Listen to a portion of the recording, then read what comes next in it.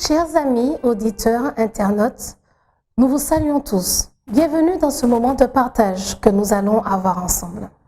C'est un réel plaisir pour moi d'être présente, demandant à Dieu de nous permettre de mieux comprendre sa parole et qu'il nous guide et nous dirige. Je vais vous inviter aujourd'hui à revoir une histoire que vous connaissez, mais sous un autre aspect. Je vous invite à ouvrir le livre de Ruth au chapitre 1er. Ruth, une femme moabite, cette histoire se passe à l'époque des juges, quand il n'y a pas encore de roi en Israël. Les Lévites se sont séparés à côté de chacune des tribus et ils doivent continuer à servir Dieu auprès du peuple. Cependant, le peuple s'éloigne de Dieu.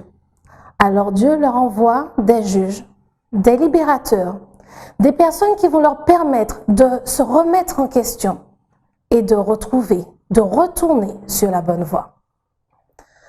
À cette époque, à Bethléem de Juda, une famille traverse une période difficile et prend une importante décision. Naomi et son mari Elimelech vivent à Bethléem. Bethléem, la maison du pain. Cependant, une grande famine s'est abattue. Durant cette famine, beaucoup de problèmes, de difficultés. Alors, Elimelech et son épouse décident de partir avec leurs 2 fils à Moab. Malheureusement, après quelques années à Moab, le mari de Naomi décède. Ses 2 enfants prennent des épouses, Ruth et Orpa. Cependant, 10 ans plus tard, les 2 fils de Naomi aussi décèdent.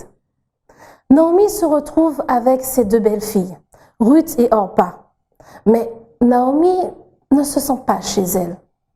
Elle ne se sent plus à l'aise, elle n'a plus personne. Alors elle décide de retourner chez elle, à Bethléem, en Judée. Ainsi, elle dit à ses 2 belles-filles, « Rentrez chez vous.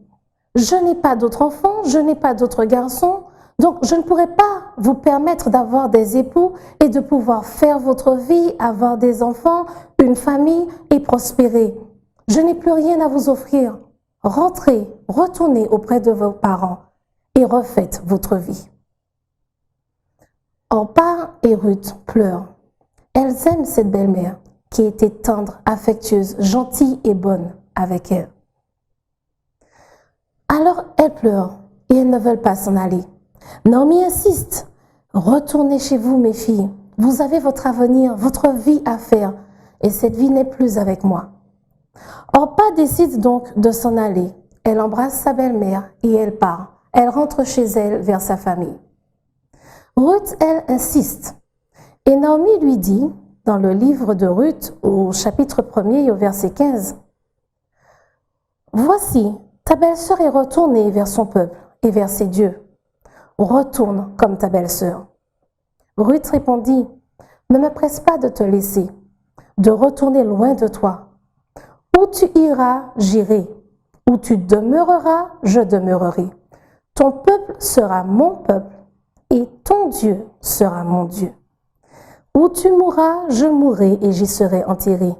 Que l'Éternel me traite dans toute sa rigueur si autre chose que la mort vient à me séparer de toi. » Le titre de mon message aujourd'hui, « Je rentre chez moi ». Prions. Notre Père, notre Dieu, nous te remercions pour tes grâces et tes bénédictions.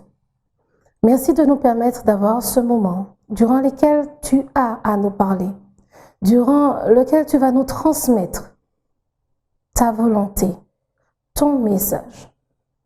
Que toi seul sois vu et entendu et que toute gloire te revienne au nom de Jésus ton Fils et pour ta gloire.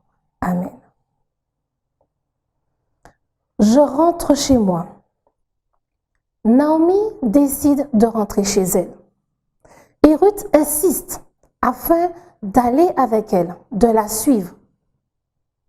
Et en effet, de rentrer chez elle.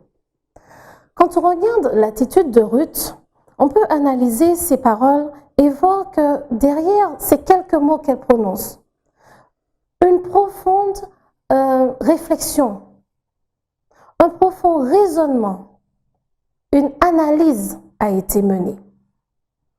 Ruth dit à sa belle-mère, « Je pars avec toi ». Et d'ailleurs, comme je l'ai lu, la belle-mère lui dit, « Mais ta belle-sœur est retournée vers son peuple, vers ses dieux. Fais de même. Vous étiez chez moi avec le Dieu d'Israël, avec un autre Dieu, mais aujourd'hui, il est temps que vous rentriez et que vous retourniez à votre vie et à vos habitudes. » Et là, Ruth lui dit, « Ne me presse pas de te laisser, parce qu'en fait, il faut que tu saches une chose. Les dieux que j'ai servis, c'était à une époque. Aujourd'hui, je fais un autre choix. Je vais avec toi, je vais demeurer là où tu demeures, je vais partir là où tu pars. Mais il faut que tu saches aussi que par rapport à Dieu, j'ai fait un choix. » Dans les textes anciens, quand il est écrit « Ton Dieu sera mon Dieu », la manière dont c'est écrit, on peut aussi le comprendre comme « Ton Dieu est déjà mon Dieu ». Ruth est arrivée au point de dire que ces anciens dieux ne sont plus les miens, mais qu'aujourd'hui, je fais le choix du seul Dieu vivant. Regardons cela d'une manière un peu plus proche. Ruth est une jeune fille qui s'est mariée assez jeune. Il faut bien se rappeler qu'à cette époque, on n'atteint pas d'abord 18 ans avec le bac pour ensuite partir étudier. Et puis après, on envisage de se marier. Les jeunes filles se mariaient très tôt, avant 20 ans et souvent bien avant 18 ans. Donc Ruth, très jeune, s'est mariée et a vécu une dizaine d'années avec la famille de Naomi, son mari, son beau-frère et sa belle-sœur. Durant ces 10 années, Ruth a vécu des expériences avec sa famille. Et lorsqu'il faut partir, elle se rappelle. Elle va plonger dans ce trait de caractère que l'on appelle introverti et elle se rappelle, elle se dit, mais j'ai vécu de très bons moments. Certes, pas que des moments d'amusement, mais des moments où la bonté, la gaieté, l'amour, la compassion, l'amour de Dieu ont été exercés envers moi. Durant ces années, j'ai appris à connaître un nouveau Dieu. J'ai appris à connaître un Dieu dans lequel je vois mon présent, mais aussi mon avenir. Rappelons-nous, 2 femmes dans les temps anciens qui doivent partir faire un long voyage vers une vie totalement inconnue, en tout cas pour Ruth. Naomi sait qu'elle va rentrer chez elle, qu'elle va retrouver d'anciennes amies, qu'elle va retrouver d'anciens membres de sa famille. Mais Ruth doit tout quitter. Quitter tout ce qu'elle a l'habitude de voir et de connaître. Elle quitte entièrement sa zone de confort. Ainsi, elle y repense. Partir, oui, mais partir vers quoi? Partir avec qui? Durant ces années, nous avons expérimenté cet amour d'un Dieu que je ne connaissais pas. Et je me rappelle ce que cela a laissé chez moi comme trace. Par-dessus tout, je me rappelle qu'au travers de toutes nos difficultés, ce Dieu-là ne nous a jamais abandonnés. D'ailleurs, jusqu'à aujourd'hui, l'expérience que je vis, cette relation que j'ai avec cette belle-mère aujourd'hui, qui m'encourage parce qu'elle ne veut que mon bien, elle ne veut que notre bien à ma belle-sœur et moi. C'est encore cette manifestation de l'amour du Dieu qu'ils servent, de l'amour du Dieu que je décide de servir. Ensuite, elle réfléchit encore. Regardons bien les choses. Certes, je vais tout quitter. Parents, amis, famille, tout ce qui était cher à mon cœur pendant toutes ces années, depuis ma naissance jusqu'à aujourd'hui, vers un nouveau monde où je ne connais rien et je ne sais rien. Alors, elle analyse, elle comprend en effet qu'elle a cet amour de Naomi et cet amour de Dieu, mais elle va un peu plus loin. Sachant que Dieu a déjà manifesté son amour, elle sait qu'il continuera à le manifester. Pourquoi ne pas partir? Ensuite, dans sa manière d'analyser ces éléments qu'elle a recueillis, elle finit par se dire, certes, ma belle-mère, je ne peux pas la laisser seule. Cette relation sentimentale que nous avons eue pendant tant d'années, au travers de toutes nos épreuves, se sont renforcées. Elles sont devenues quasiment comme une relation de mère à fille du même sang. Je ne veux pas l'abandonner. Je ne veux pas la laisser seule à son sort. Je ne peux pas faire ça.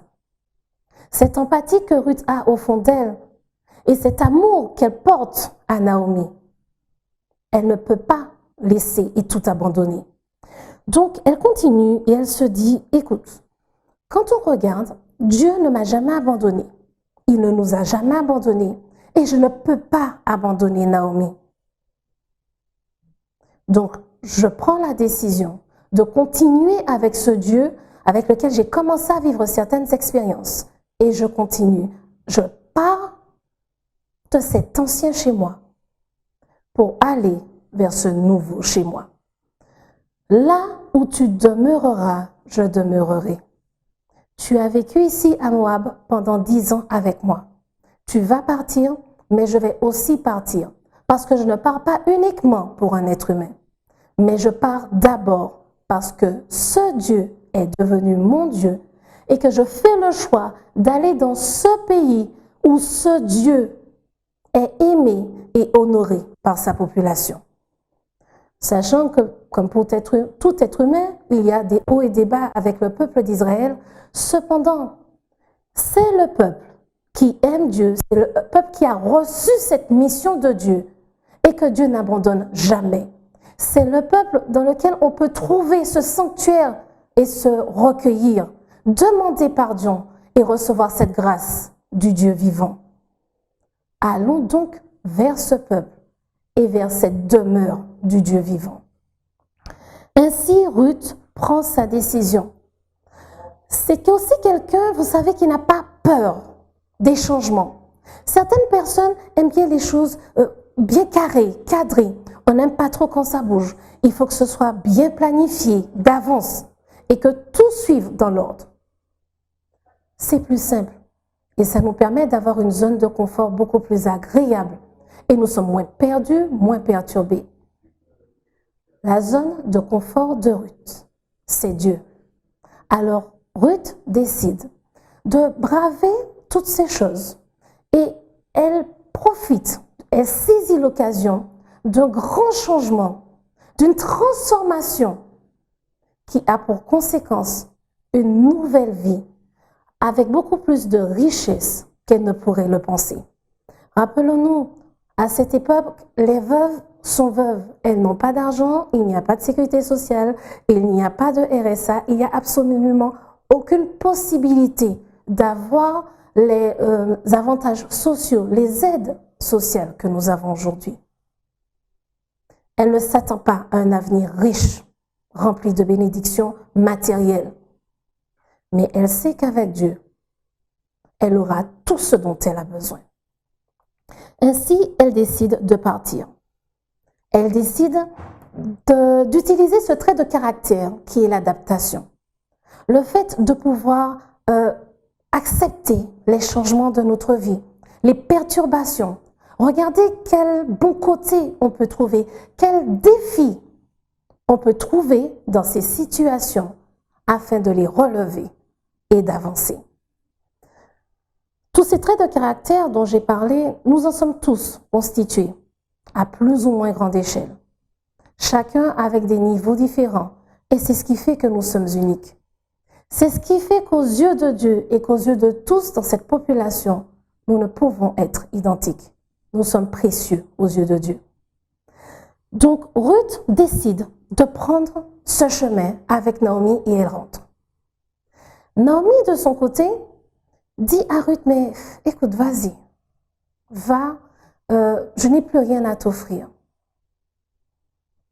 Naomi se trouve dans une époque de sa vie où on espère pouvoir regarder en arrière et se dire, voilà ce que j'ai accompli jusqu'à aujourd'hui.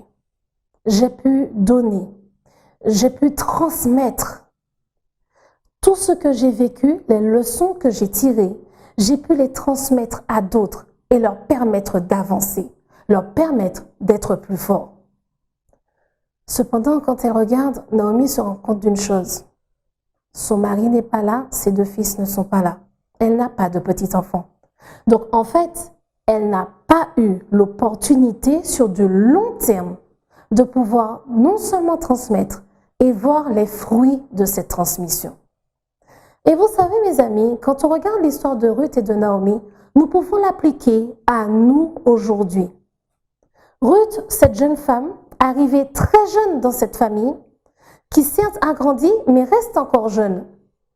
Elle n'a pas encore 30 ans. Et Naomi, cette adulte qui a déjà eu des enfants, mais qui se rend compte que tout autour d'elle est parti. Et commence à avoir un sentiment d'amertume, presque de désespoir. D'ailleurs, quand nous lisons toujours au chapitre 1 de Ruth, lors des derniers versets, quand elle rentre à Jérusalem, à Bethléem au verset 20, les femmes viennent et disent: est-ce là Naomi? Toute la ville fut émue. Naomi est rentrée. Et là, Naomi leur répond: ne m'appelez pas Naomi. Appelez-moi Mara, car le Tout-Puissant m'a rempli d'amertume. Naomi pousse un cri de désespoir, un cri à l'aide. Seigneur, tant de choses que j'ai faites dans ma vie et j'ai l'impression que ça ne sert à rien, que ce n'est utile pour personne. En fait, j'ai été totalement inutile, puisque tout ce que j'ai pensé avoir fait et investi, il n'y a aucun fruit, aucun résultat. Rien qui puisse te glorifier, rien qui puisse me faire dire j'ai avancé et accompli quelque chose dans ma vie. Et quand on analyse et qu'on regarde un peu l'histoire, Naomi se sentait désespérée. Mais Dieu lui montre que souvent, nous n'avons que des impressions. Seulement des impressions qui n'ont rien à voir avec la réalité. Que ce soit parce qu'ils aient réussi leurs examens, parce qu'ils ont commencé un nouvel emploi, un nouveau travail, les jeunes partent, ou parce qu'ils se marient et ils quittent la maison, ils partent. Ils partent, ils restent pas trop loin ou déménagent très loin, changent de pays. Et des fois, on a l'impression que dans ce départ, ils ont tout laissé, tout abandonné. On se demande qu'est-ce qu'ils vont garder, qu'est-ce qu'ils vont retenir. À certains moments, quand on a l'impression qu'ils ne font pas forcément les bons choix, en tant que parents, en tant qu'adultes qui les entourent, on se dit, ben mince, je n'ai pas réussi à transmettre ce que je voulais. Je n'ai pas réussi à transmettre cet amour de Dieu. Je n'ai pas réussi à transmettre ces valeurs, ces principes si importants. Et pourtant, la transmission de Naomi est restée gravée dans les souvenirs de Ruth et d'Orpa. La différence entre les deux, c'est que le moment venu, Ruth a pris la bonne décision. Elle a fait le bon choix qui lui assure la vie éternelle. Les souvenirs sont ceux qui font ce que moi je suis aujourd'hui. Je suis composée de tous les souvenirs que j'ai eus dans le passé, de tous ces moments que j'ai passés à l'église, de tous ces moments que j'ai passés en famille, de tous ces moments de culte, de semaines de prière, de moments de prière à la maison. Je suis le résultat des souvenirs, certes des moments difficiles, mais surtout de comment Dieu a soutenu et encouragé ma famille au travers de ces moments difficiles. Je suis le résultat des souvenirs de comment Dieu m'a, moi, entouré, soutenu et encouragé lors de ces moments difficiles. Les souvenirs font notre personnalité en tout cas une partie de notre personnalité. Vous vous êtes certainement rendu compte que parfois, un bruit vous ramène des semaines ou des années en arrière, avec des événements qui se sont produits, qui vous ont marqué. Malheureusement, parfois, nous avons des événements plus douloureux. Mais à d'autres moments, ce sont des événements joyeux, des événements de partage, des souvenirs du passé qui restent gravés avec cette bonne odeur et cette bonne impression dans notre cerveau. Parfois, c'est l'odeur d'un gâteau, d'un parfum, d'une cuisine particulière qui vont nous rappeler ces bons moments que nous avons passés avec les membres de notre famille. Bien que Ruth et Naomi ne soient pas du même sang, donc on dirait de la même famille, elles forment une famille recomposée qui va encore continuer à se recomposer avec le mariage de Ruth et de Boaz. Et dans cette transmission que Naomi a faite de la réalité du Dieu vivant, de ces moments de culte et de prière, de ces fêtes religieuses hébraïques auxquelles elle n'a en effet pas pu aller de manière présente y participer, mais elle a transmis tout cela à sa belle-fille, à ses belles-filles. Et lors du choix, la décision finale appartiendra toujours à la personne et au jeune dans notre cas. Mais tout ce qu'elle a fait et investi n'est pas resté vain. Et même s'il lui a fallu attendre des années avant de voir la réalisation de la promesse, avant d'être elle-même bénéficiaire de cette promesse que Dieu avait faite, quelqu'un viendra écraser la tête du serpent. Parce que rappelons-nous que Ruth fait partie de la généalogie de Jésus. Ruth est une arrière-grand-mère de David, de la lignée de Jésus. Donc, quand on regarde ce qui se passe et que nous ramenons tout cela à nous aujourd'hui, chers adultes et chers parents, nous avons besoin, les jeunes ont besoin de vous. Ils ont besoin de votre présence et de votre participation pour les cultes familiaux, pour les cultes d'église, pour ces moments, ces réunions de famille dans lesquelles nous allons partager joie, peine, amusement, apprendre à mieux vous connaître. Ces souvenirs de vie chrétienne, de vie qu'ils partagent alors qu'ils sont encore chez vous, ces souvenirs leur donneront des éléments afin de faire le bon choix. Ils ont besoin de ces expériences que vous avez traversées avant avec Dieu et que vous allez leur raconter. Ils ont besoin de voir que ce Dieu est un Dieu vivant et réel et qu'il agit dans la vie de tous les jours. Qu'il n'est pas seulement un mot que l'on prononce. Il est une réalité vivante. Quant à vous, chers jeunes et chers enfants de vos parents, quel que soit l'âge que vous avez, repensez à ces moments que vous avez vécus.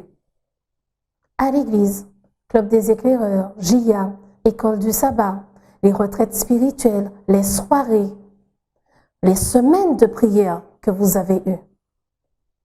Combien de fois avez-vous vu au travers des autres, dans votre vie, avez-vous senti que Dieu était avec vous?